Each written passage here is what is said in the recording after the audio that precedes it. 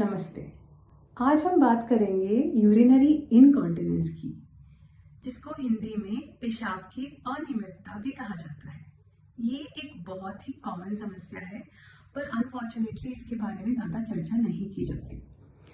तो आज इस वीडियो के माध्यम से हम जानेंगे डिफरेंट टाइप्स ऑफ इनकॉन्टिनेंस, कि कौन से टाइप ऑफ इनकॉन्टिनेंस होते हैं और पेल्विक फ्लोर फिजियोथेरेपी का इसमें क्या रोल है। तो आज हम डिस्कस करेंगे 3 टाइप के इनकॉन्टिनेंस के बारे में। सबसे पहले स्ट्रेस इनकॉन्टिनेंस। यहाँ पे ये प्रॉब्लम होती है कि जब खांसी आती है या कुछ हैवी उठाना होता है या कुछ भी वॉकिंग करनी होती है, रनिंग करनी होती है, तब अचानक से यूरिन या पेशाब लीक हो जाता है और उस पर कंट्रोल नहीं हो पाता। तो जिसको ये प्रॉब्लम है उसको अपने यूरिन पे कंट्रोल नहीं होता और यूरिन लीक हो जाता है। जैसे कोई जोर से खांसी आ गई तो यूरिन लीक हो गया, या कोई वजन उठा लिया तो अचानक से यूरिन लीक हो गया, उसको कंट्रोल नहीं कर पाते हैं। ठीक है। और इनकॉन्टिनेंस में ऐसा होता है कि आपको लग रहा है कि अचानक से आपको मैसेज होता है कि मुझे प्रेशर आ गया है, यूरिन का प्रेशर आ गया है, मुझे अभी जाके यूरिन एम्प्टी करना है। और अगर वहां पे कोई सुविधा नहीं होती है, टॉयलेट पास में नहीं होते हैं, तो कई बार यूरिन निकल जाता है।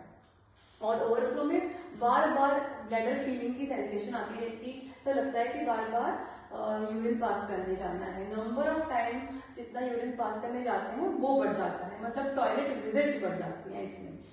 तो पेल्विक फ्लोर, जो आपका पेल्विक फ्लोर है, ये सेक्रम है और ये कॉक्सिक्स है। सेक्रम मतलब सबसे आपकी जो रीढ़ की हड्डी है ना, उसके सबसे नीचे का बोन, उसको सेक्रम कहते हैं। आप अगर आपने रीढ़ की हड्डी के सबसे नीचे का बोन को कैलकुलेट करेंगे तो वो सेक्रम है, और आपके पेट के नीचे जो हड्डी है वो कॉक्सिक्स है, सॉरी वो प्यूबिस है। तो प्यूबिस जो पेल्विक फ्लोर है, जो प्यूबिक बोन से लेके कॉक्सिक्स या आपके टेलबोन तक जाता है। ठीक है। ये है पेल्विक फ्लोर, और इसके ऊपर आपके यूरिनरी ब्लैडर, आपका फीमेल्स में यूट्रस और रेक्टम होता है। तो ये पेल्विक फ्लोर का बहुत इंपॉर्टेंट फंक्शन है, ये सारे ऑर्गन्स को सपोर्ट देता है। और अगर ये पेल्विक फ्लोर स्ट्रॉन्ग नहीं है, वीक है या टाइट है, तो अच्छे से ये ऑर्गन के फंक्शंस नहीं हो पाते। तो स्ट्रेस इनकॉन्टिनेंस में स्पेशली ये जो पेल्विक फ्लोर है बहुत वीक हो जाता है। ये क्यों होता है? उसके बहुत सारे कॉजेस हैं। प्रेगनेंसी के दौरान हो सकता है, या पोस्ट डिलीवरी हो सकता है, मोनोपॉज के टाइम हो सकता है। तो कॉजेस वेरिएबल होते हैं, पर अगर हमें पता चलता है हमारे असेसमेंट के थ्रू कि ये पेल्विक फ्लोर वीक है, तो इसका मेन ट्रीटमेंट इसका स्ट्रेस यूरिनरी इनकॉन्टिनेंस का होता है strengthening of the pelvic floor.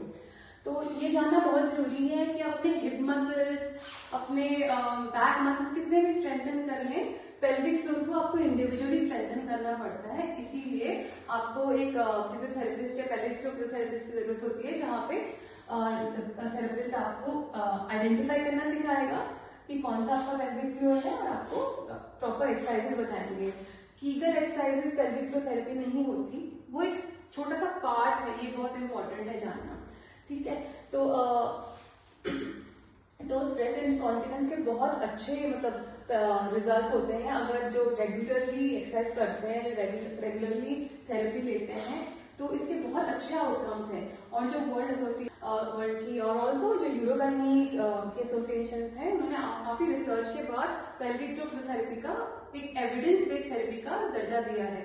और डेफिनेटली इसका अवेयरनेस होना चाहिए कि ये this is the first time of treatment if you are suffering from incontinence, especially stress incontinence, क्योंकि इसके बहुत अच्छे रिजल्ट्स हैं।